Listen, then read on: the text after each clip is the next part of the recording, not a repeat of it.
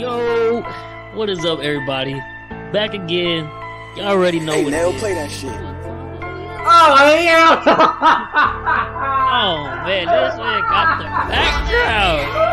You already know, man.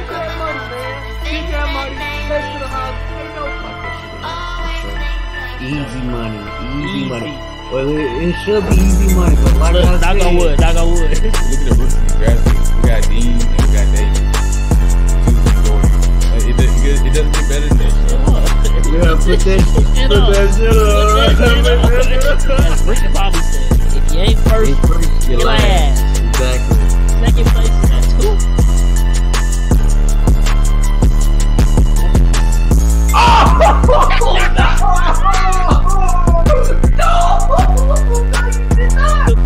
Definitely gonna make up for it. Trust me.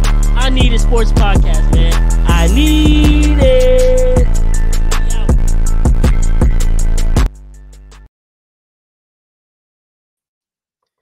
What is good, everybody? Welcome back to the I Need a Sports Podcast. Your host with the most. You already know how this goes. Cam, myself, Bryce, back in action. Talk some Week 14 football. Touch a little bit on Week 15. You know, rinse and repeat the weekly episode, man. And God, it's been a tough last couple weeks of the NFL for me. Both me and Cam's team were on the losing side this weekend. You know how it was a running joke coming into the year, like you watch your team struggle with that 12 o'clock slate. The next thing you know, CBS comes back, Tony Romo broadcasting, and there's Patrick Mahomes making it look easy. You're just like, why can't my team do that? Well, this year, it is not easy. It's horrible. It looks bad. It's frustrating. Penalty after penalty, mistake after mistake. Defense playing their ass off. And if we just score 3 touchdowns, we're undefeated this year. That's literally all it is. We can't score 3 touchdowns. A Patrick Mahomes-led offense. I don't think we ever thought we would be able to say that sentence the way he's looked his first 5 years of starting. But in this 6-year, man, with this wide receiver core skill group, I mean, I said it in a little rant last week. You know, I was fired up, angry. At this point, I've accepted it. I accepted it last week by the time I got that rant out. I told y'all, I know the Bills are going to come in there and they're going to play, you know, this their Super Bowl, and they will probably beat us. And granted, they didn't play the best, but Josh Allen made some plays where it's like you could tell this was his Super Bowl. And they made enough plays, more plays than we did. Another L by us. I know Chiefs fans are like, you know, don't hit the panic button.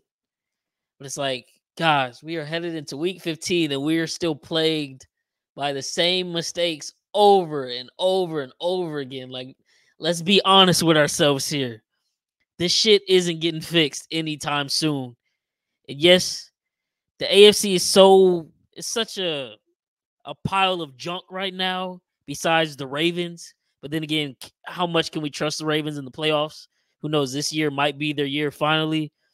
But it's just such a mess in the AFC right now that, yes, the Chiefs might be able to squeak by if they can play their A- game instead of their B- games like they've been doing for the last month and a half. But even then, like if we go up against a team like the 49ers or hell, the Cowboys right now, we'd probably get, you know, it probably look a lot like that Buccaneers Super Bowl, which do we really want that? Because, you know, like Michael Jordan fans, they don't talk about his playoff losses that, you know, happened in the first or second round. They just talk about the finals. I mean, if we lose before the Super Bowl, do it really count? I'm just saying. But, yeah, man, it's just bad football being played. This week, we had one of the greatest plays ever taken from us because Kadarius Toney doesn't know how to line up on side of the ball. And I know Dan Orlovsky showed some clips, and I could play it in this podcast, or I could put the clip here for the podcast. Yes, he lined up like that all game, and the refs refused to call it, didn't give him a warning whatsoever. So why they called it on the last play or the last time he did it in the game, I don't know. But as we've seen all year, these refs are consistent. So if you're going to leave the game up to them, you're asking to be screwed at that point. But the possession before that, we had a chance to go take the lead. Our defense had got another great stop. Rashee Rice fumbles the football while moving down the field. Think it was the possession before that. We had a chance to take the lead. Richie James drops a cross route over the middle. Kadarius Toney drops a little out route that would have set us up for a third and short or possibly a first down. Instead, we're facing another third long. Like it's just little mistake after little mistake, and it just comes back to bite us every time in the end, man. I'm fed up, but like I said, I'm content with it. We've been spoiled for the last 5 years. We've seen 3 Super Bowl appearances, 2 Super Bowl wins. This is not the same Chiefs team. Like there's no veteran leader in that wide receiver room. MVS still out there doing cardio. Sky Moore still out there looking lost. I mean, Rashee Rice, he showed some promise, but like I said, he had a crucial fumble this week. Richie James is now getting back into the flow of things. I think his second or third game back from injury, he had a crucial drop. This week we will get Justin Ross back from the exemption list, but will he play? Probably not. But in all honesty, should he take all of MVS's snaps this weekend? Yeah. Why not? Let's see what we have moving forward if we can keep him.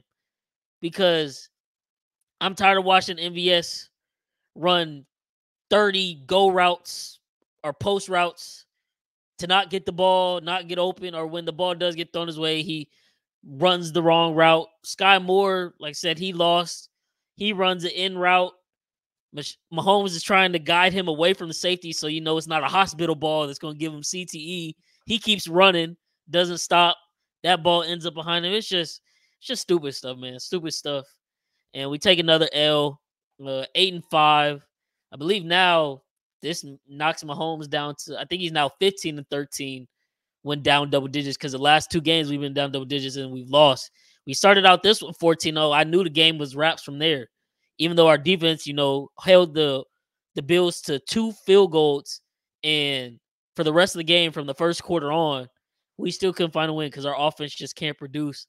And today on Travis Kelce, the New Heights podcast, he said, I know we're beating a dead horse, but we just got to fix things. But it's like, we don't have a bad guy anymore. EB was the bad cop, so to speak. Like he wasn't afraid to get on somebody's ass in that meeting room on Monday morning after a bad game.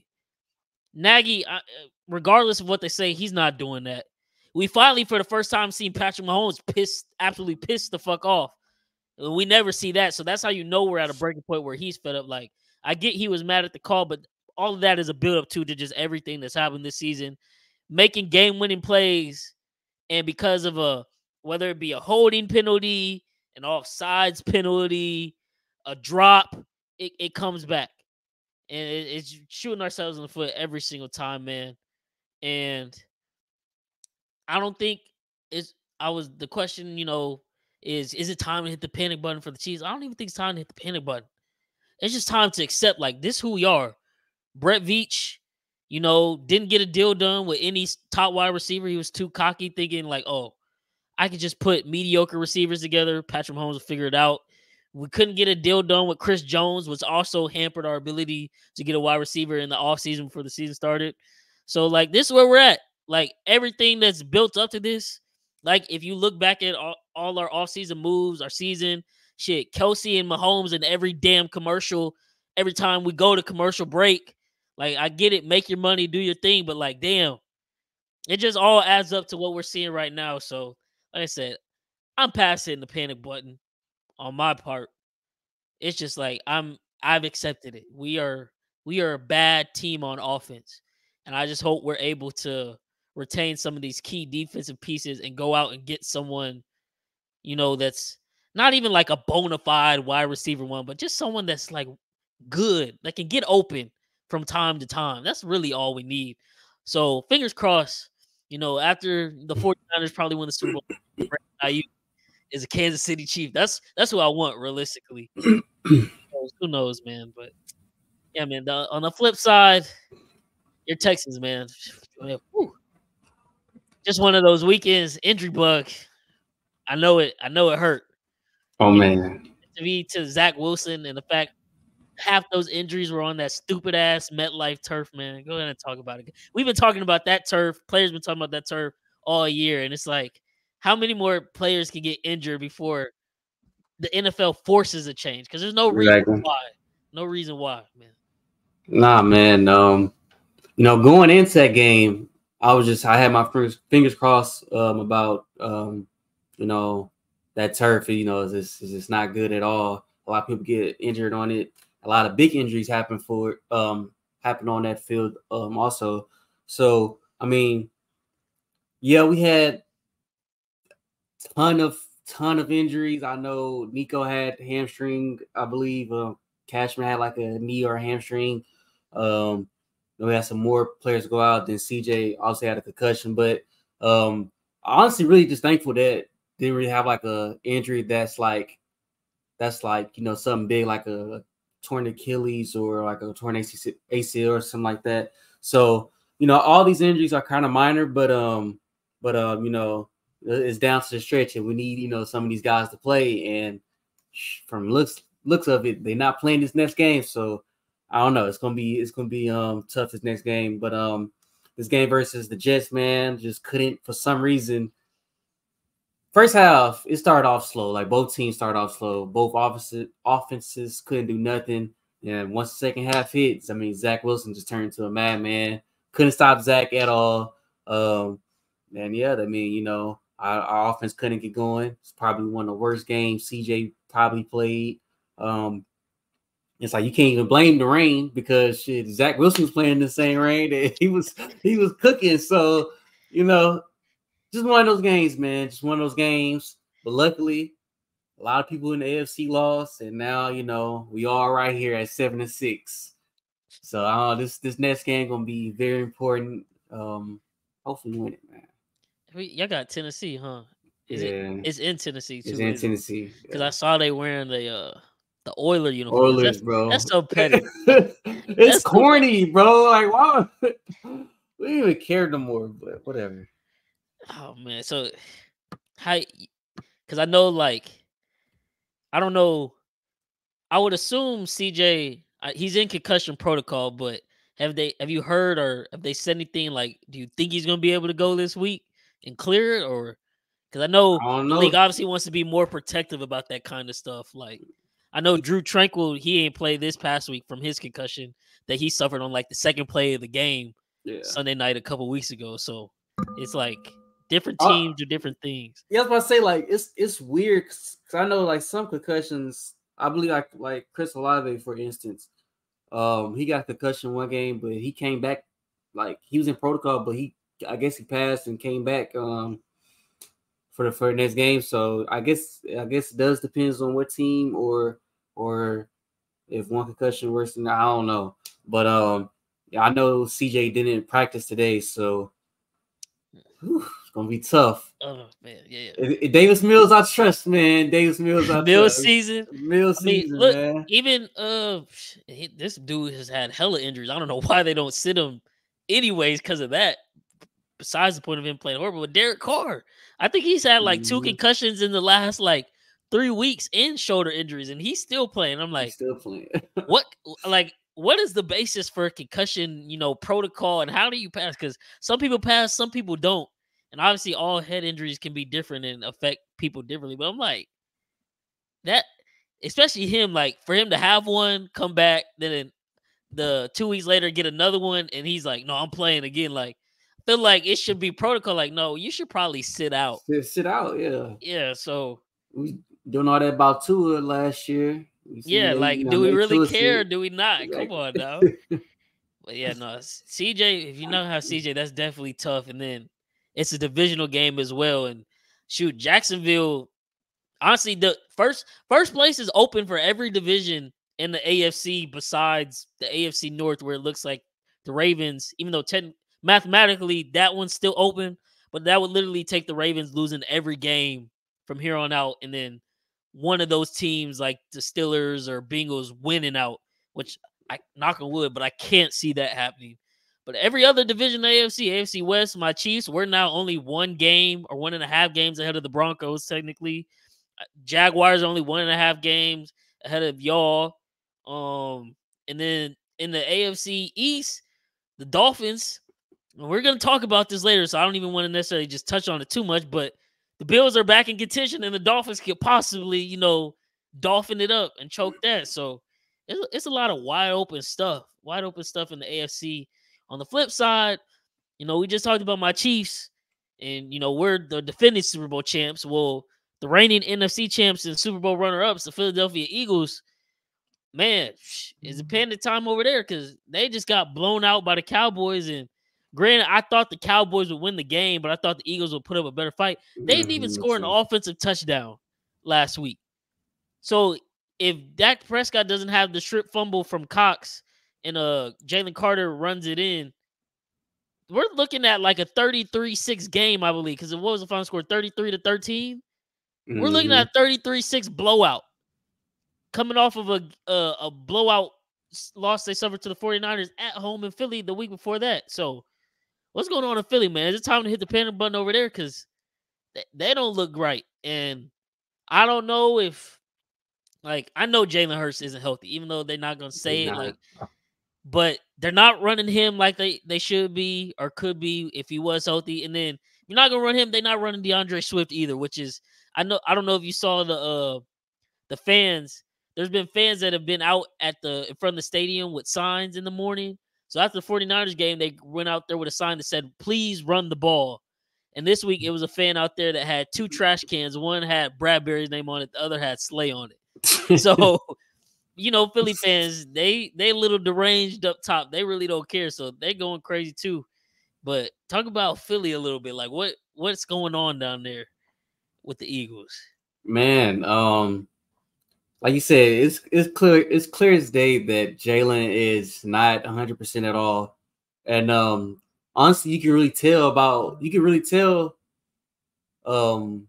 whatever, because of the play calling. Like the play calling is not the same old like him. I know he rushed in for that game winner versus what was that, the Bills or whatever, but they're not really calling his normal QB runs like that a lot. He's not really, I don't know, he's just not really like moving around like how Hurts usually does. So, you got that going on. And then on the defense side of the ball, that secondary just it truly is a mess right now. I know the front seven is good. Front seven is, is golly right now, but man, that secondary, you can just throw all around it, man. So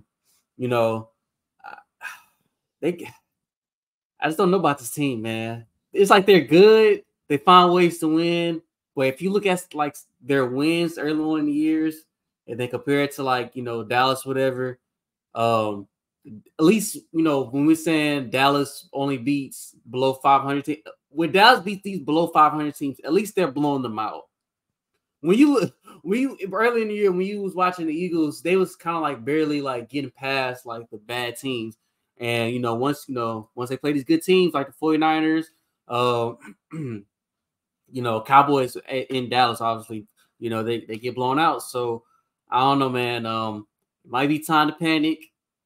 May not, maybe just be overreaction. But look, what they got was four games left. Four games left.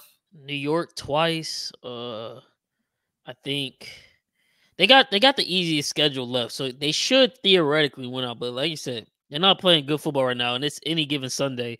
And I mean, Tommy Cutlets over there going crazy. I don't know. Even New York could upset them easily, bro. That dude playing good football. Let me see if I can pull up their schedule with the. Oh, look, here we go. It wouldn't be a podcast episode if the ESPN app didn't start glitching on me when I try to scroll through. But yeah, no, they could drop one, but the saving grace for them, they got the Seahawks this week. That's their third game. New York twice and Arizona. So winnable games for sure. But the saving grace for them is if they do win out, they are still in complete control of their own destiny as a 2 seed. They can't get back to the 1 seed unless the 49ers drop a game, which the way they're playing right now, I wouldn't bank on that happening. But say they do, win out and they finish with the 2 seed, that relegates the Cowboys back to the 5 seed. And it'll literally be a rinse and repeat of last year's playoffs. The Cowboys are going to get whichever 8 and 9 team wins the NFC South, because Lord knows whoever comes out of there isn't having a winning record with the way those teams play football. So they'll dog walk them. And no, we're praying it's New Orleans Saints because I got money on that. I know we said it on the first episode or second episode, or whatever, that take it to the bank this year. They're winning the NFC South. Derek Carr, and I'll never say that again. But put money on Derek Carr again. It's sorry ass. But now if they do win that game, it's gonna be that the Cowboys, unless the 6 or 7 seed, which we can look at the standings right now too. As of right now in the NFC, the 6th and 7th seed are the Tampa Bay went. It's Minnesota and Green Bay. So unless they upset, somebody, Dallas is gonna have to go to San Fran in that divisional game once again. So the Eagles will have the easier path to NFC Championship, but then that game would, of course, if San Francisco wins, it would be in the Bay, and if Dallas wins, they would get a home game in Philly. So that's more winnable, since they're at home versus Dallas. But as long as they win out, they can still end up with the easy path. But then it's like, do you get to that NFC Championship game, and if you run into a team that's rolling at that point, like the 49ers or Cowboys, do your problems come back to show themselves? And that's kind of where I'm at with my Chiefs too. It's like, because now our last 4 games, the Eagles did have the easiest schedule, statistically speaking, but now technically I think we might, because our last 4 games are against all backups. This week we're gonna play Bailey Zappi and the Patriots. God knows it's still gonna be a close game just because Bill Belichick will have something drawn up. If y'all betting, I would sprinkle on a Travis Kelce under, because I know Bill Belichick is going to take him out of the game at all costs, because he knows none of our other wide receivers can beat anybody right now. But then after him, I think we got the Chargers. No, the Chargers are the last game, but Justin Herbert just got ruled out for the season. We're going to play the Bengals with Jake Browning, and who else do we got? Oh, the Raiders with Aiden O'Connell. Honestly, they said this week, Pierce said he doesn't know who he started between him, Garoppolo, and Brian Hoyer. But regardless, all 3 of those QBs are trash. So yes, we should win out if we play right.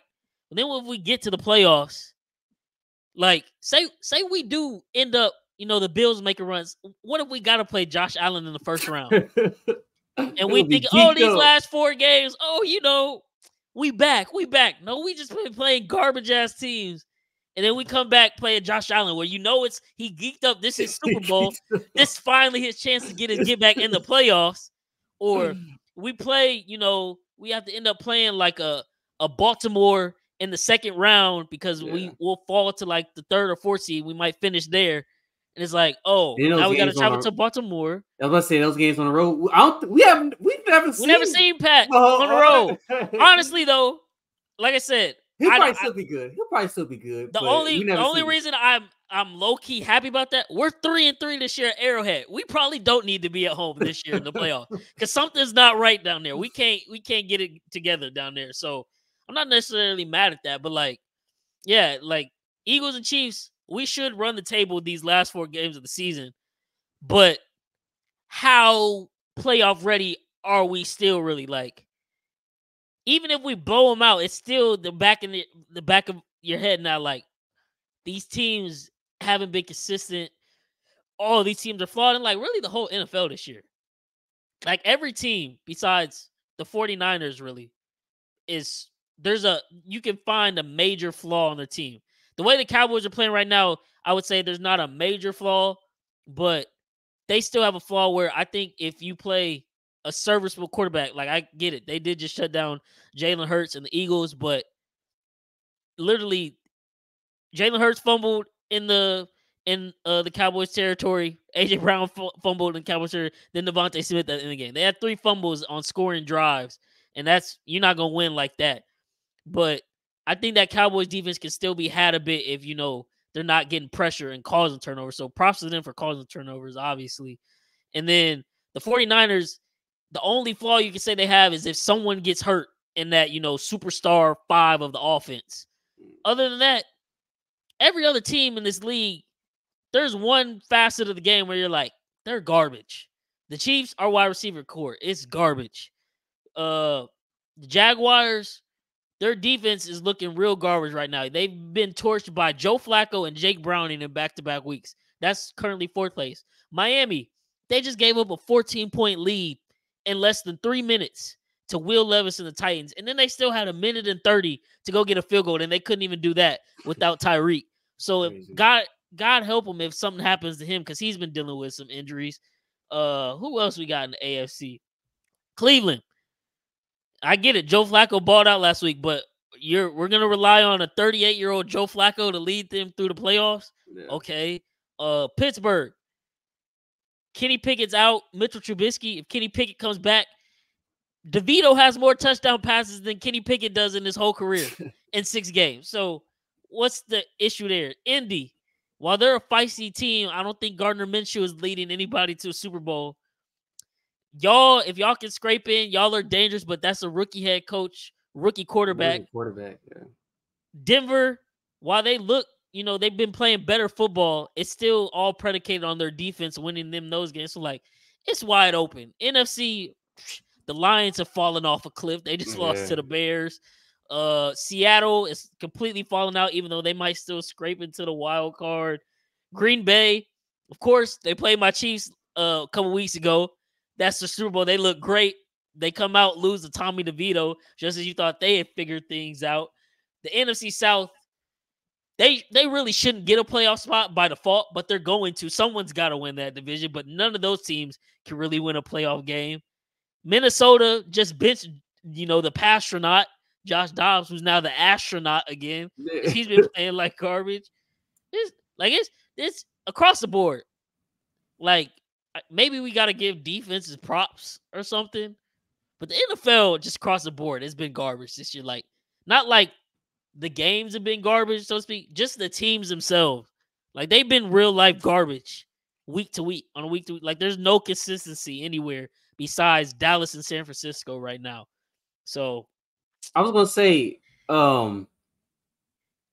it has been garbage, but I think we kind of felt like this was kind of going to be this was going to happen. Not necessarily the records, what I'm saying, but it's going to be a gauntlet. Yeah, because look at the AFC. Even though the records are bad, it's still a gauntlet. Look at what was that, from 6 to all the way to 7 and 6. Yeah, 7 and 6, whatever. All those teams are all 7 and 6, and even the top guys, you don't know who. 8 and 5, Jacksonville 8 and 5, Miami 9 and 4. Yeah, I mean, shoot, the NFC, granted, we're talking about the AFC, and we look garbage, but all those teams are that record. The NFC, besides the top dogs, all of their records are horrible. Yeah. There might be 2 teams that make it in the playoffs with an 8-9 record in the NFC. Whereas the AFC, like we said, you're going to probably need 10 wins to guarantee yourself a spot, or you're going to be playing for your life that last week of the season. And a lot of teams, it's a lot of matchups gearing up where it seems that's going to be more and more likely if some of these teams don't string some wins together. But, yeah, as far as the Eagles and Chiefs, it's nearing the time to panic, considering, they were the 2 Super Bowl teams last year, and then coming into this year, they were basically the top 2 favorites once again, and they have not looked good at all this year. The Eagles, you made a good point. Their point differential, even though they are 10-3, it's one of the lowest point differentials. They're really giving Minnesota Vikings vibes from last year, where Minnesota just kept winning one possession game after one possession game, and now this year they ended up dropping the first 4 games that were one possession. Is they're kind of regressing back to the mean. You can't just rely on winning games like that. But props to Philly because they found ways to win. But now it's when you're playing better competition, it's even showing hey, you're probably not as good as you think. And they escaped with 2 wins versus the Bills and my Chiefs. We choked one. The Bills choked one. But they could easily be 8-5 themselves right now. So, yeah, 4 weeks of football left. It's getting crazy. It's getting crazy. But for the 2 top teams that I just said, 49ers and Cowboys, it's looking especially after yesterday, think Tyreek only had like 60 yards. So, and he's been banged up. Like, so I'm glad he's okay, but someone did that hip drop tackle on him, almost, ended his season early. That looks So bad. it looked bad. He ended up running off. He came back to play, but like he was a little off for the rest of the game, and they kind of held him out of some crucial plays as well. So he's on the injury report this week. I don't know what he's gonna do, but it kind of knocked him off the path to 2,000. So he's got ground to make up now if he wants that record. So MVP is basically down to Brock Purdy and Dak Prescott.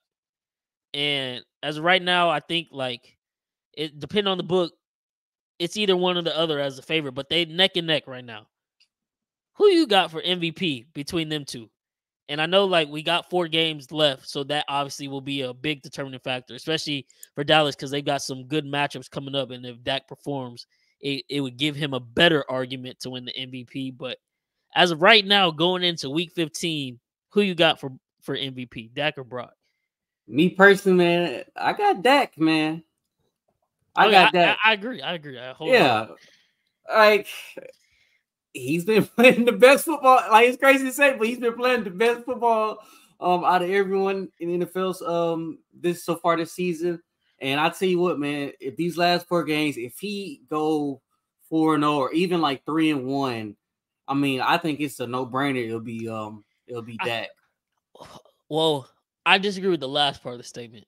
Like, not that I disagree, like personally, like if they go 3-1 and Dak still plays a good game and they lose, I think he would still have or still deserve MVP.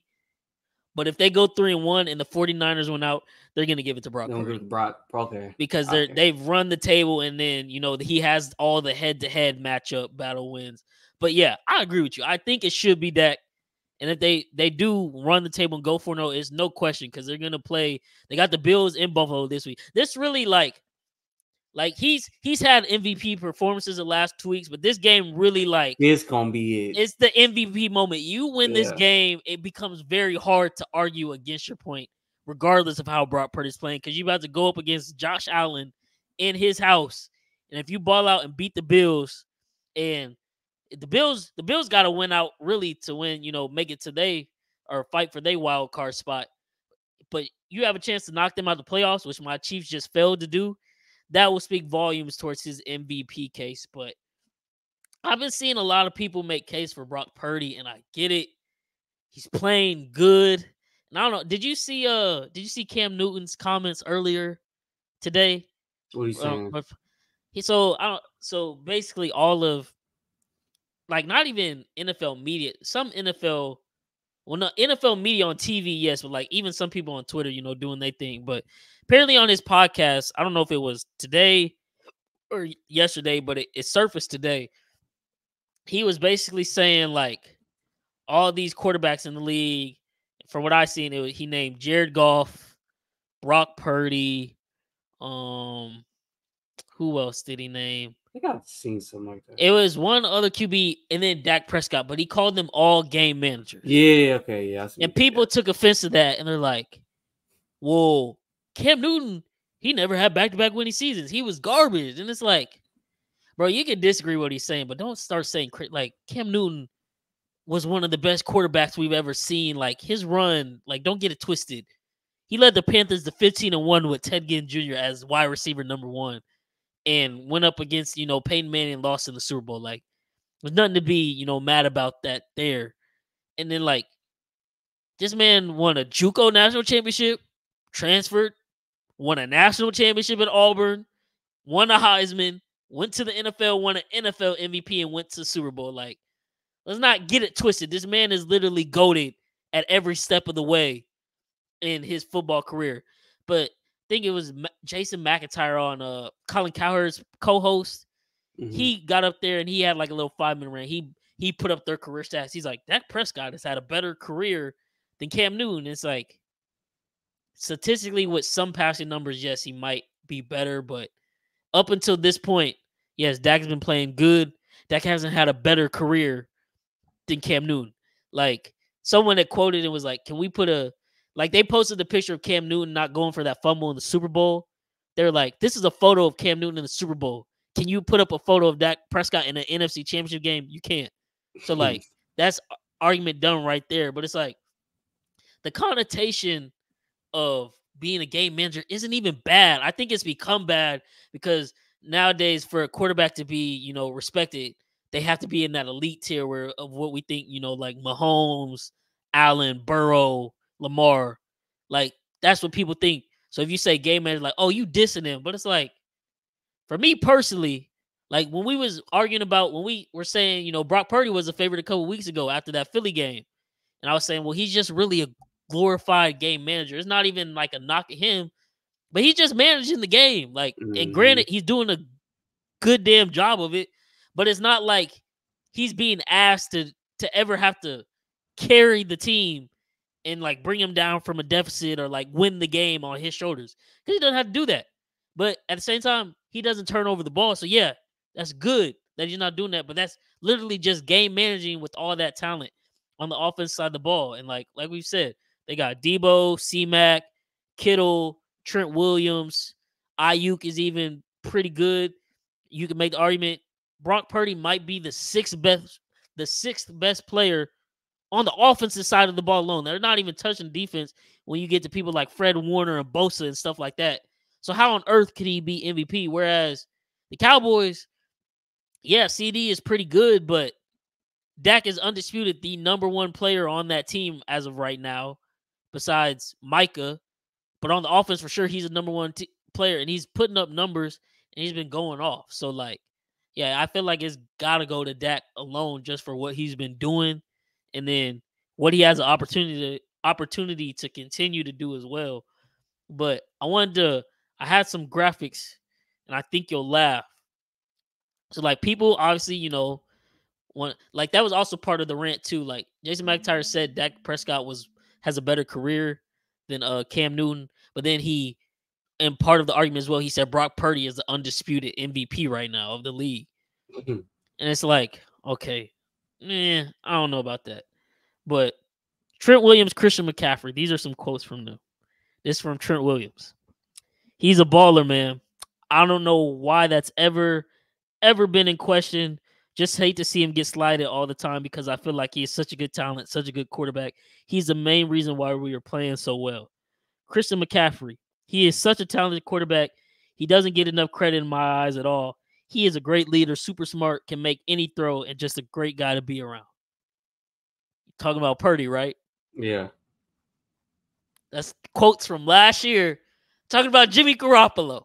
Oh. That's the quote from last year talking about Jimmy G in the same light that you see him saying the same stuff about Brock Purdy last year. Because last year, Jimmy G was balling out. Yeah. And people were trying to say, oh, is Jimmy G MVP? Is Jimmy G, a top quarterback in the league? And it's like, no. Kyle Shanahan's system, when it's going and they're up, they're a great team. They got great talent. They can boat race. They can beat the absolute crap out of teams. Mm-hmm. But when they're down, that's when, and I'm not even saying this is a knock on Purdy. This is a knock on Shanahan because he's the one with like a 1-14 career record when he's down double digits or trailing in the fourth quarter. But they don't come back. They don't win games. But when it's going good, it's great. But those are quotes from Trent Williams and Christian McCaffrey. But it sounds like some of the same stuff they've said recently about Brock Purdy. Then I got another one. In 2019, and this is before, the 49ers had Ayuk or C-Mac. But this year, Jimmy G took him to the Super Bowl. At this point in the season, how their numbers match up. Jimmy G had 3,200 passing yards. Brock Purdy has 3,500. They both have 25 passing touchdowns. Jimmy G had 11 interceptions. Brock Purdy had 7. Jimmy G, 69 completion percentage. Brock Purdy, 70. QB rating, Jimmy G, 103. Brock Purdy, 116. Record, 49ers were 11-2 in 2019 at this point. This year, they're 10-3. So, yes, Brock Purdy is playing a little bit better than Jimmy G, but at the same time, he's not doing anything different than him besides just taking care of the ball more. That's it. So, yes, he's playing good, but people got to relax on the MVP stuff. Dak, he's been carrying the Cowboys, so to speak, these last couple weeks. He's been putting up crazy numbers. That Seahawks game, they don't win if he doesn't do his thing. This past week, obviously, he didn't have to do that much, but he still balled out and avenged himself, for stepping out of bounds a few weeks ago versus Philly. So, it's got to be Dak, man. It's got to be Dak right now, unless he reverts back to the Dak we always think of, where they're about to play good teams or playoff teams, and he doesn't look as good. But he's the last 2 weeks technically. I know Seattle they're not over 500 anymore now, but they were over 500 going in that game, so I'll give him his props for that one. Philly, he balled out, so if he can stack them, he's gonna play Buffalo, Miami, all them, and do it. Come on, man, like yeah, Dak deserves his MVP. He deserves his credit.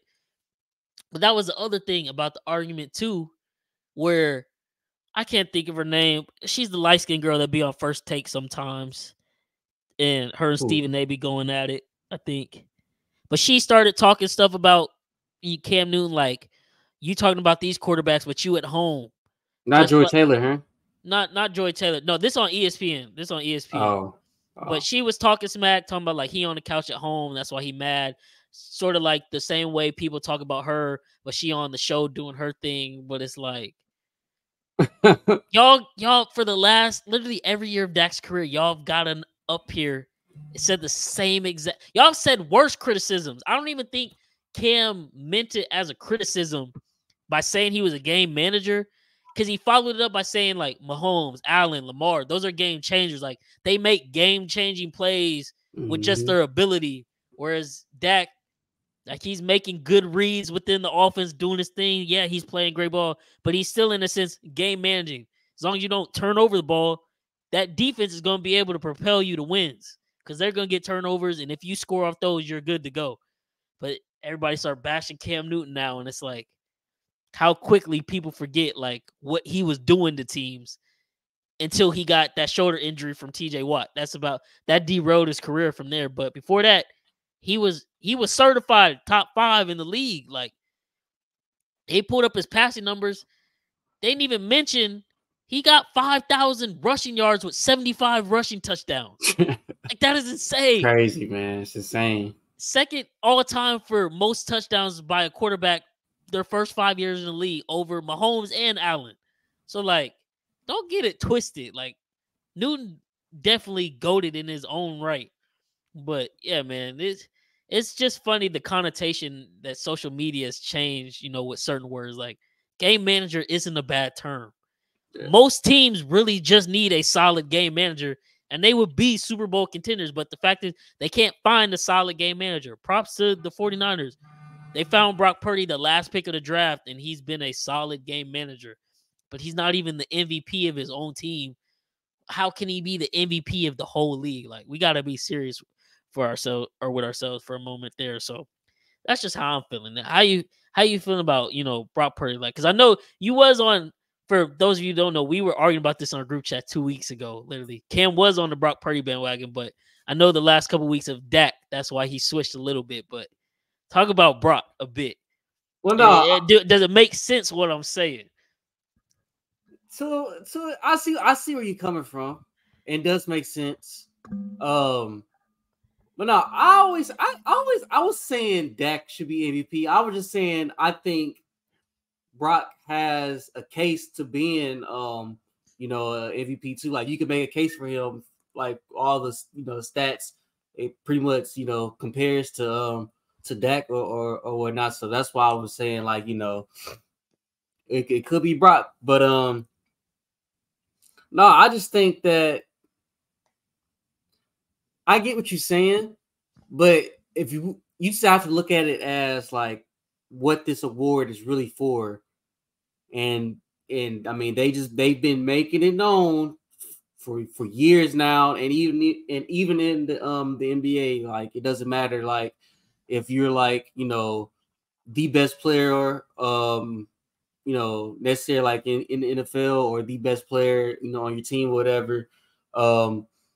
But if you for the MVP award in NFL, if you are the best quarterback, I mean, if you are the quarterback on the best team or whatever, then more than likely, if you're having a pretty great year or whatever, more than likely that award is going to you no matter what.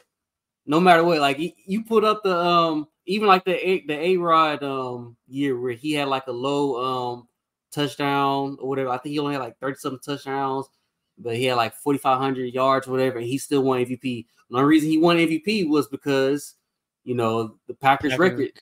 So, no, I definitely get what you're saying about how Brock, he isn't even the best player on his team, or whatnot. But if you actually look at that award is only going to strictly quarterbacks that's on the best team, and that award just obviously it dictates wins, and it obviously dictates the quarterback position. So I think he has a case. So yeah, this year for sure he has a case, just considering like nobody else really deserves it besides Tyreek. But like you just said, yeah, Tyreek's still not even cracking like top 5 in Vegas odds. Like it's still quarterback after quarterback. So it definitely is a QB award. But I guess the other side of it is there's gonna be an argument, I know, for some voters. Well, granted, even though we've seen Dak ball out for the last month and a half or so, head to head, Brock Purdy beat him. But I mean, as you know, quarterbacks don't play each other. They play the opposing defense. yeah. And we know how that 49ers defense is. And while the Cowboys defense can create turnovers, like I said, when they play, serviceable QBs and they don't get those turnovers, things look a little different. Like this past week, they got turnovers off Jalen Hurts and the Eagles. So it looked different. But the last time they played the Eagles in Philly, Jalen Hurts looked pretty good because he was dicing them up because they weren't getting those turnovers. Geno Smith was dicing them up a couple weeks ago because they weren't getting those turnovers. DK Metcalf went off for like 3 touchdowns or whatever. So I get it. I understand it. It's just like, is it right? No, it's not right. It's not right. It's not right. I won't argue with that either. Like, I won't argue with that. Like, is it right? No, it's not right. It's not right. But we have to go with what history shows us. We have to. We literally have to. NFL got to create a new slate of awards. Best QB award, the actual MVP. Like, it got to change a little bit because I mean, even if Brock does win it, and I get, what you just said and what we're saying, like, oh, the best quarterback, or not necessarily the best quarterback, the quarterback of the best team with the best record. MVP is really saying at the end of the day, though, like, this is the best player in the league. Yeah. I'd just be damned if we sit here and say Brock Purdy is the best, not only the best quarterback, but the best player in the entire National Football League. Like, that is not the case whatsoever. And everybody knows that in their heart of hearts. Everybody but knows it. He might get it. Like, because when the players do the top 100, Brock Purdy is not about to be in one. He might not even crack the top 10 or top 15, in all honesty. But oh man, that's what we be saying essentially. So that's really where it just irks me, where I'm like, oh, we're gonna give that to him. Whereas like Dak, I'm not even saying Dak is the best player in the league, but people have tried to argue for years, like, oh, Dak is a top 5 quarterback. He can do this, he can do that. But when he would play good teams, it would fall off. But this year, he's finally proven all those takes wrong for this season at least. And he's finally deserving of the crown of like, yeah, Dak, you are playing the best football right now in the NFL. And I would want him to get rewarded for that just because, all of the slander he has received, even from myself personally. But, yeah, man, it just won't sit right in my soul. At the end of this year, we saying, yeah, Brock Purdy, best best player in the league, MVP. But it is what it is, man. That's funny. Last topic from week 14's games, man, and I kind of hinted at it earlier in the episode, but last couple weeks I've been able to boast about my take. Oh, Cincy, Buffalo, they're gonna miss the playoffs. But like you said, every single team in the hunt, and I think the last couple teams holding the wild card spot as right now are all 7-6. So it's literally wide open where Cincy and Buffalo can both make it again.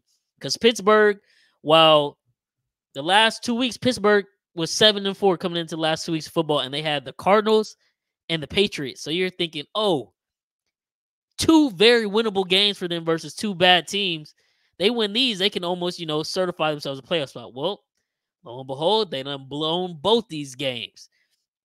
Well, the Miami Dolphins, they should, they're in the running for first place in the AFC East. No, they just dropped the game to the Titans. They still got to play the Bills again. They still got to play the Cowboys. They still got to play the Ravens. And we all know they're not good versus 500 teams. And I've said it for the past couple years. Miami Dolphins will look really good in the warmer months when the season starts. And then as soon as the weather gets cold and we get into the end of the season where it becomes playoff football, they shit the bed every year. Every year of Tua's career so far. Granted, I know not all of those years were Mike McDaniel years, but even last year with Mike McDaniel, they shit the bed. And then I know Tua had his concussion problems, but then Mike McDaniel's play calling down the stretch looked very suspect. Monday night, his play calling looked very suspect. Last year's wild card game where they could have won with the third string versus Buffalo, it looked very suspect down the stretch. Now we're talking Miami. It's a very real possibility right now that the Buffalo Bills find a way to run the table, win all their games. Miami loses in that last game of the season where they will be playing it'll be in Miami, but that game would decide who wins the division and takes one of the top 4 seeds in the AFC playoff picture. And one of them might actually fall out of the playoff picture completely, depending on, records. Like, if we got to that game and that were the stakes, if Buffalo loses, they might be out of playoff contention completely because their AFC record is so bad compared to other teams with their same record. But my point, all of that is to say, like, are we watching the annual Dolphin? Like, did the annual Dolphins meltdown just commence?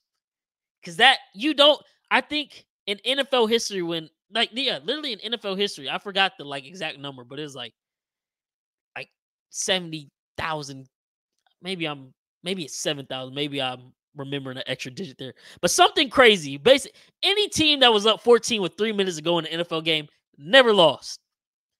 They was the first. And they were the first. And they didn't even deserve to be up 14 because they were tied. Then Tennessee muffs a punt inside their 5. They score that. And then Will Levis throws a pick 6 to a defensive lineman. Or am I maybe that was early. There was another turnover. I think that's what was happening. So they were gifted those 14 to go up. And then all they had to do was just melt the clock away and win. And then Tennessee did the analytical thing, the anti-Mike McCarthy thing. They went for it when they scored their first touchdown. They went for 2, got it. So instead of being down 7, they were down 6. And then when they scored the second touchdown, the field goal gave them the lead.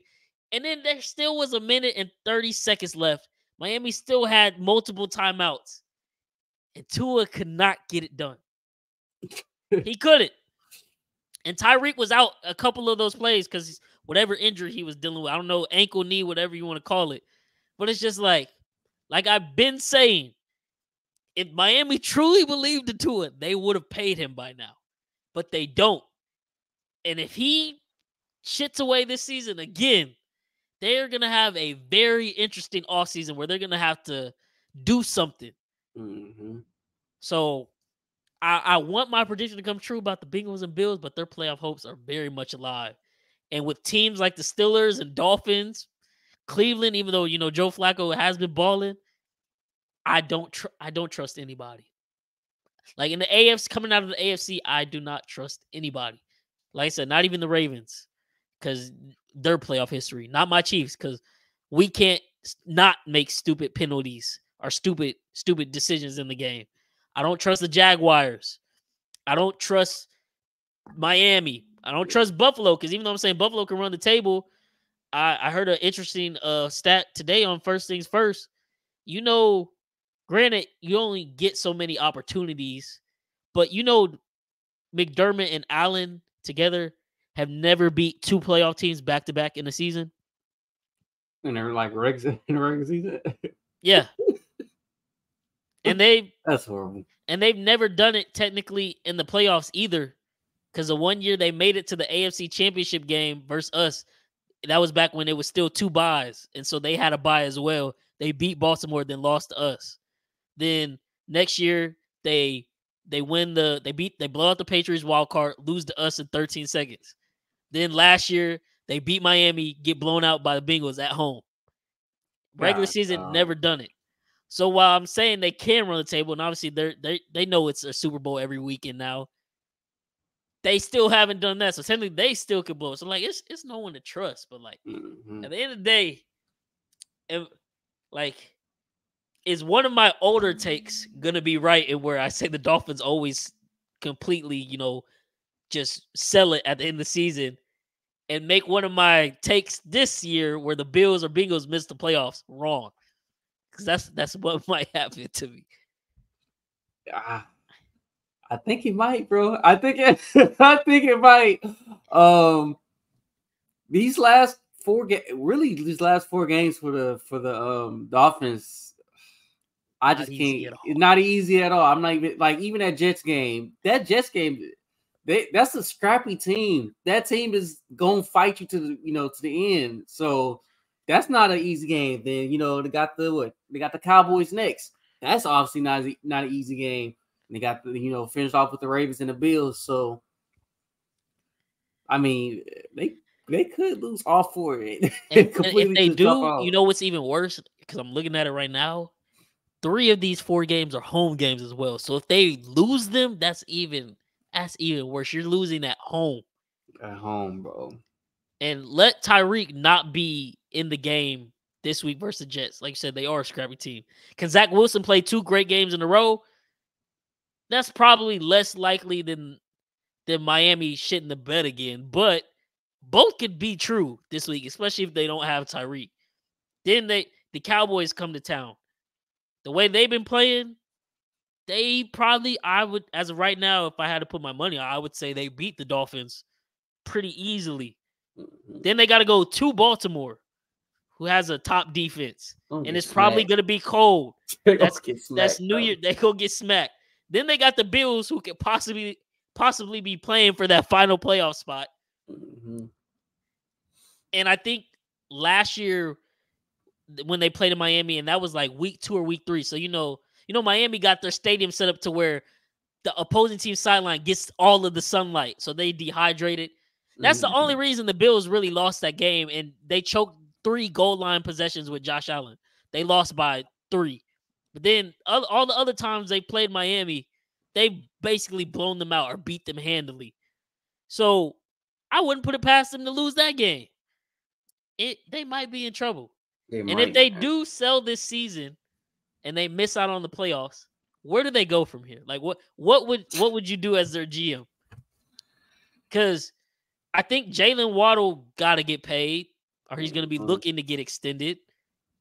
Tyreek has already got paid, obviously, but that's going to be a hamper on the salary cap. You got Ramsey, you got Xavier Howard, who's been paid. You still got to pay Tua, or if you don't pay Tua, you got to do something with him. Because I think this is his 5th year, ain't it? Or 4th year? Like his contract up. Yeah, his contract is up. What do you do? I don't know. Yeah, draft good. So, I don't know. I think it all starts around Tua, though. Like, what you want to do? Like, do you think that he'll be here longer, or do you want to give him like a 1-year deal and see what can he do after that, or what? Because they're not trying to go and rebuild. They want to win right now, and they still got to. They got the roster to do it. Got the roster to do it. Still got Rick for a couple more years. Still got Ramsey for like 2 more years at least, or something like that. I think so. So you just gotta figure out what you want to do with Tua. If they just completely just drop out. So then I mean, I don't know. I mean, on camera, Mike McDaniel, he believes in Tua, and everybody does. Tyreek says he's the best quarterback, most accurate, all that. But behind closed doors, if they lose these games, they're gonna start to have some real conversations. Yeah. And in this upcoming draft, maybe there is a quarterback that Mike McDaniels is like, hey, I like him. I think I could turn if you draft this player, put him into our system, we could have something. Like I could build him up.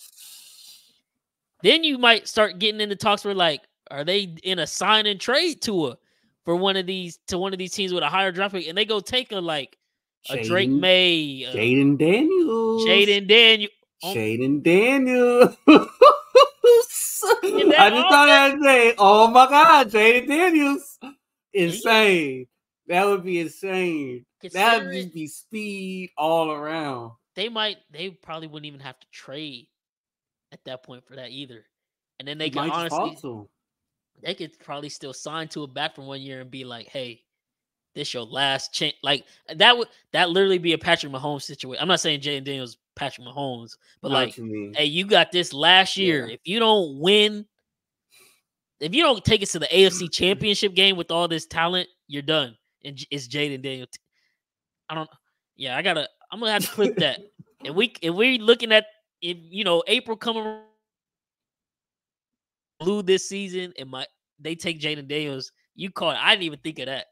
That'd be nasty, bro. That'd be nasty because Daniels, Achane, Hill, if they re-sign Waddle, if they can keep Mostert, oh my God.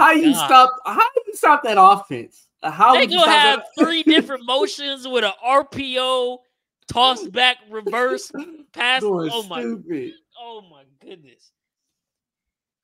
Yeah, that might be their path to go if this doesn't work out. But hey man, that'd be nice.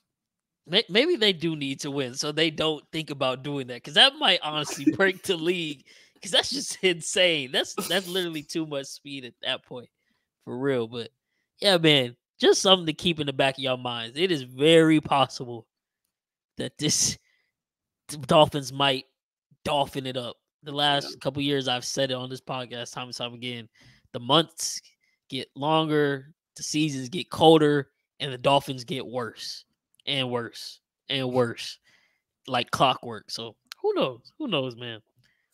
Like I said, that's wrapped up for Week 14.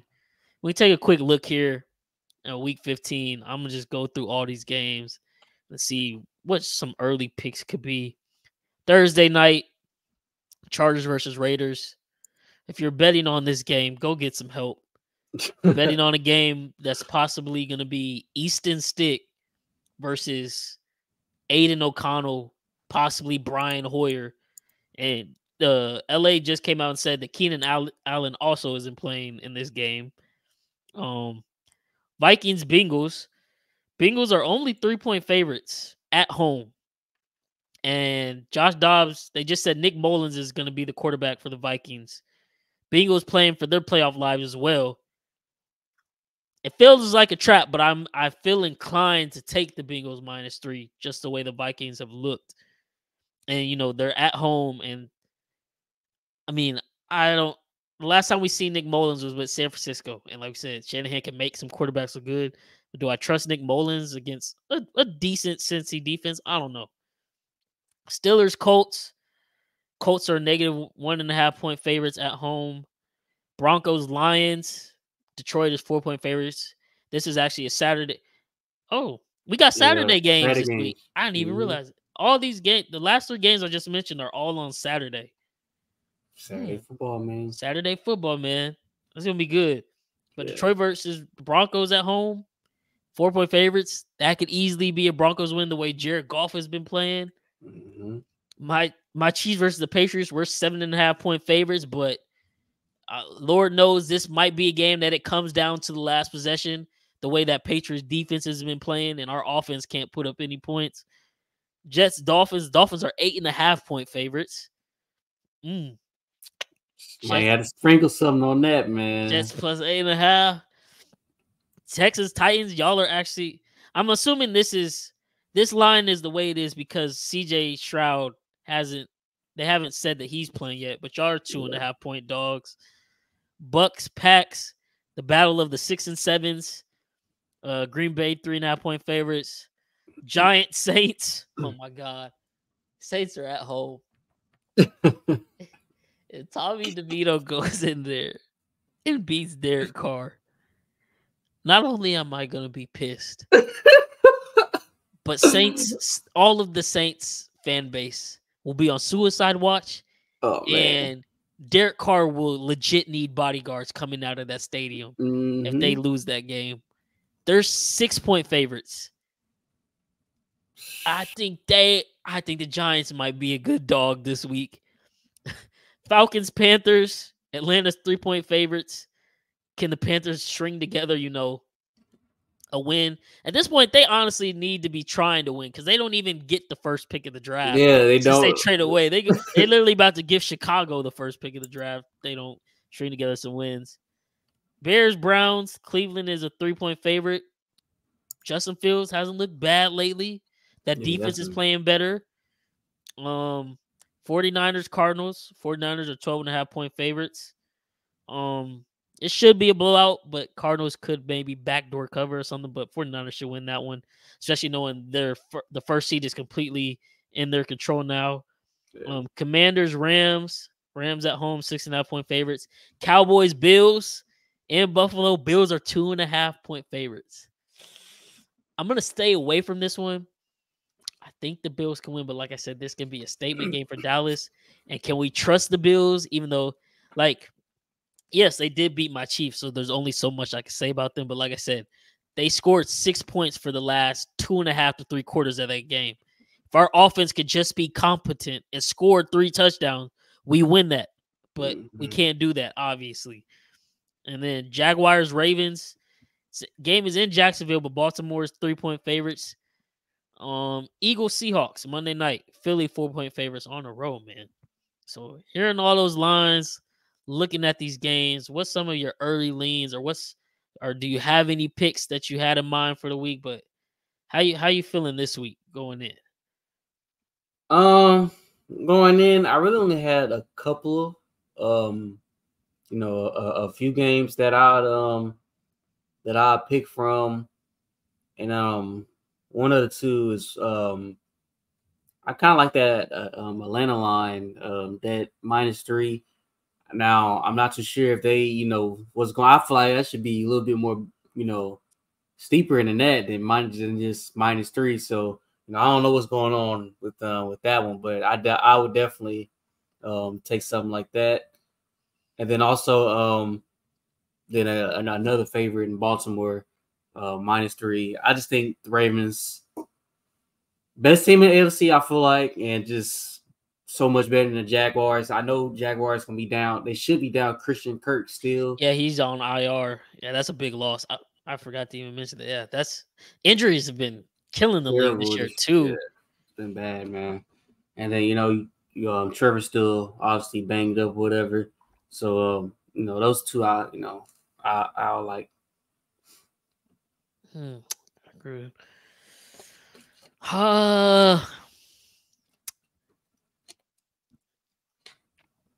I feel like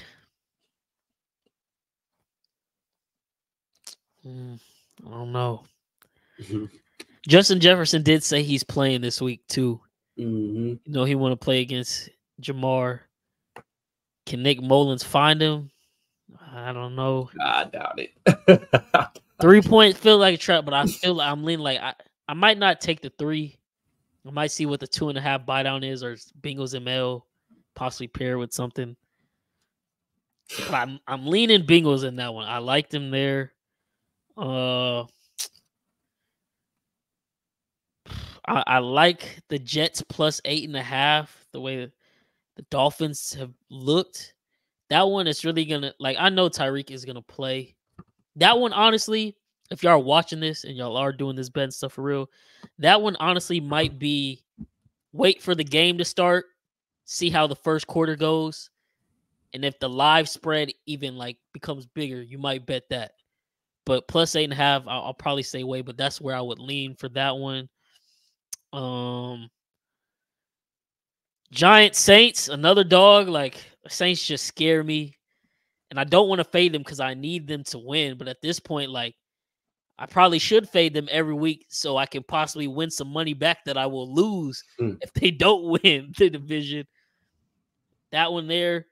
This Buffalo Cowboys game is tough because, yes, like I just said, Buffalo hasn't beat a playoff team 2 weeks in a row ever.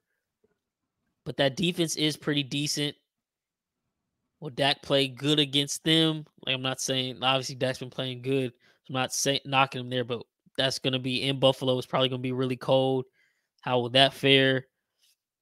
They're a dog. I don't know. I like the Ravens -3 versus Jacksonville. I think the Ravens, like, they know as long as, they don't get an injury bug, they completely control their destiny for this first seed in the AFC. And if they do ever want to, Lamar wants to lead to Super Bowl, the best way for them to do that is getting the home field advantage. So I think, honestly, they're prepared to run the table besides maybe losing to San Francisco later in the year. Those are the games I'm looking at as of right now. Nothing official. And then the one prop, which I don't even know what it would be. I could try to look at it right now and see if they got anything listed. But like I said, we play the Patriots this week. If Travis Kelce's line is like anything like 68 yards and above, take the under. Because Bill Belichick is probably going to throw a defensive lineman out there to just hit him at the line. And then he's probably going to have a linebacker right behind him that's also hitting him, and then a safety or corner over the top.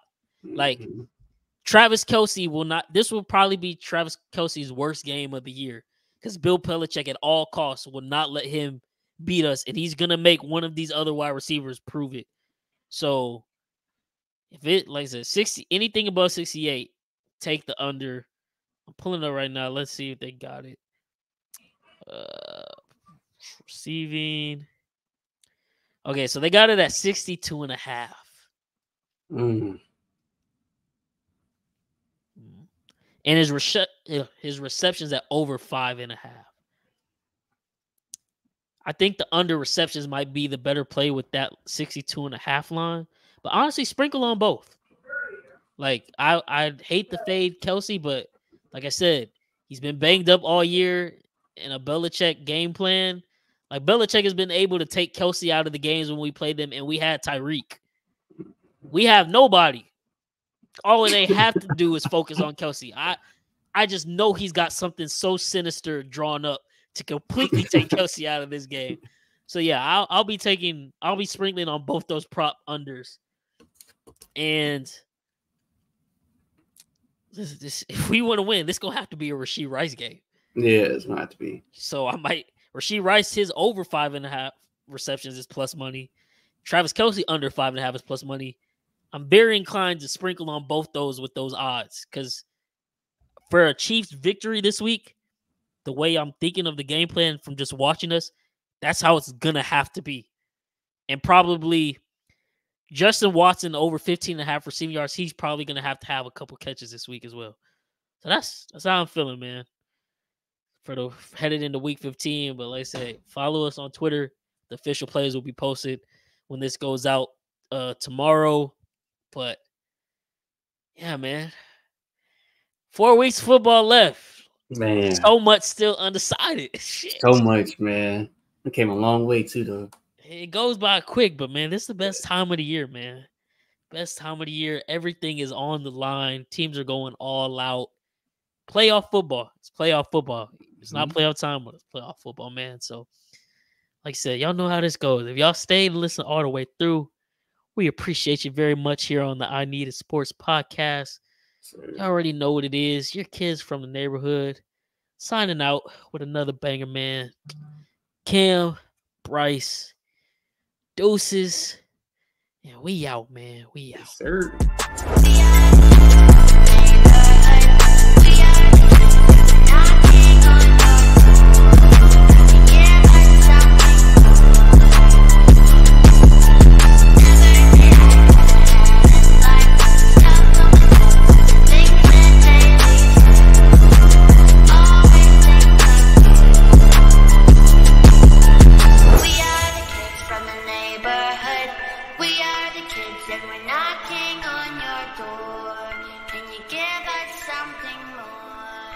I need it.